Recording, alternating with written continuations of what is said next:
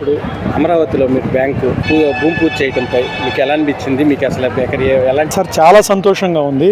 అది ఈరోజు మా బ్యాంక్ ఆఫ్ ఇండియా మన గవర్నమెంట్ ఆఫ్ ఆంధ్రప్రదేశ్ 40 సెంట్స్ మాకు భూమి ఇచ్చారు. దాంట్లో మా బ్యాంకు ఓపెన్ చేయడం అనేది చాలా ఇదిగా ఉంది. అదే ఇంకొకటి ఏంటంటే ఇంకొక కొత్త అనుభూతిగా ఉంది. ఎందుకంటే ఇక్కడ దేశంలో మరి ఎక్కడా లేని విధంగా బ్యాంకింగ్ స్ట్రీట్ అనే పేరుతో 15 బ్యాంకులు ఇంచుమించు 15 ఫినాన్షియల్ ఇన్స్టిట్యూషన్స్ ఓపెన్ అవడం అనేది చాలా కొత్త అనుభూతిని ఇస్తుంది. మీకు ఎలాంటి సేవలు మీ బ్యాంక్ తరపున ఇక్కడ ఉపయోగించబోతున్నారు సార్?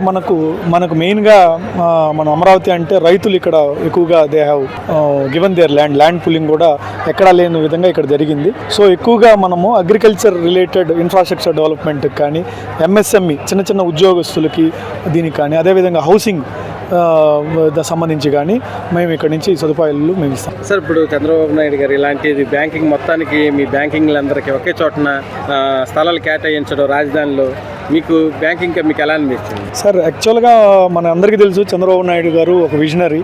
ఆయన ఏంటంటే ఆయన విజన్లో కూడా మామూలుగా ఇంతకుముందు సారే చెప్తున్నారు, యాక్చువల్గా మనకు హైదరాబాద్లో బ్యాంకింగ్ ఇది అనేది ఉండేది.